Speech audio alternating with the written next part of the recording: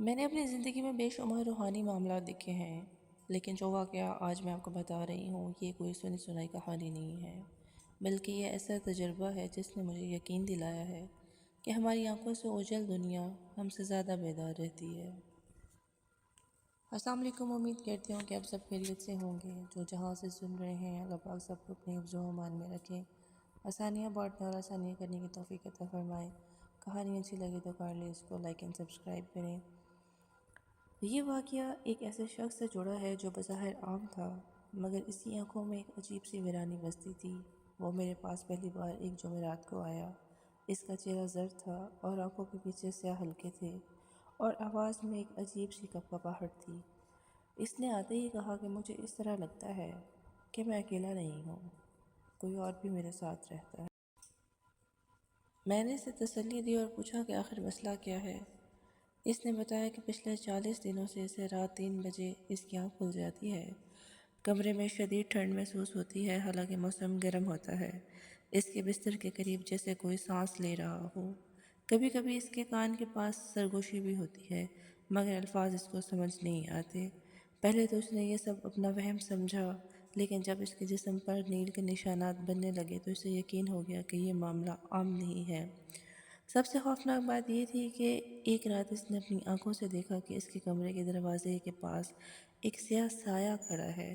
وہ سایہ انسان جیسا تھا، مگر اس کا قد غیر معمولی طور پر لمبا تھا اور آنکھیں انگاروں کی طرح سرخ تھیں۔ میں نے اس سے کہا کہ وہ اگلی رات مجھے اپنے گھر بلائے۔ میں جاننا چاہتا تھا کہ یہ کوئی عام نفسیاتی مسئلہ نہیں ہے، بلکہ کسی غیر مرئی مخلوق کی مداخلت ہے۔ اگلی رات میں اس کے گھر پہنچا۔ گھر میں داخل ہوتے ہی ایک بوجھل سی کیفیت میں نے خود پہ محسوس کی، جیسے دیواروں نے صدیوں کا خوف جذب کر رکھا ہو۔ کمرے میں بیٹھنے ہی مجھے شدید گھٹن سی محسوس ہو رہی تھی۔ میں نے خاموشی سے کچھ آیتوں کی تلاوت شروع کر دی۔ رات کے تقریباً کوئی ٹھیک 3 بجے قریب اچانک پنکھا خود بخود بند ہو گیا۔ کمرے کا درجہ حرارت تیزی سے نیچے گرنے لگا۔ میرا شاگرد میرے ساتھ ہی تھا، اس کے ہاتھ کانپ رہے تھے۔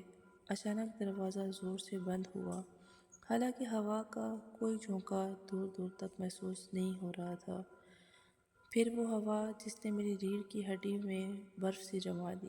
کمرے کے کونے میں ایک سیاہ دھواں سا جمع ہونے لگا۔ آہستہ آہستہ وہ دھواں انسانی شکل اختیار کرنے لگا۔ آنکھیں سرخ، چہرہ دھندلا ہوا، مگر وجود واضح تھا۔ وہ مخلوق ہمیں ہی گھور رہی تھی۔ میں نے بآواز بلند تلاوت شروع کر دی۔ وہ مخلوق پیچھے ہٹی، مگر اچانک اس شخص پر جھپٹی۔ وہ زمین پر گر پڑا اور اس کی آواز بالکل بدل گئی۔ اس کے منہ سے بے ساختہ الفاظ نکلے، یہ ہمارا ہے، اسے مت چھینو۔ میں نے سخت لہجے میں پوچھا، تم کون ہو؟ تو جواب آیا وہ میرے لیے بھی غیر متوقع تھا۔ اس نے کہا کہ ہمیں اس کے دادا نے بلایا تھا، ایک معاہدہ ہوا تھا، دولت کے بدلے نسل ہماری ہوگی۔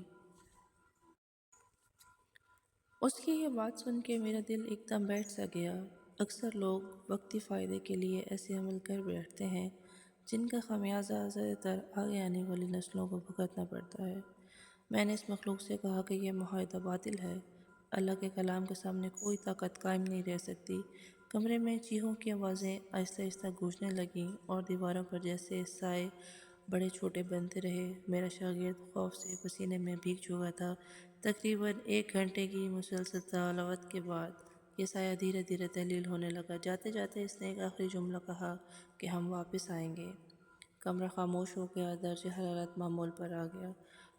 وہ شخص ہے جو بے ہوش پڑا تھا، اب اسے ہوش آ رہا تھا اور اس کی آنکھوں میں پہلی بار سکون تھا، جیسے کسی قید سے آزاد ہوا ہو۔ لیکن کہانی یہاں ختم نہیں ہوتی۔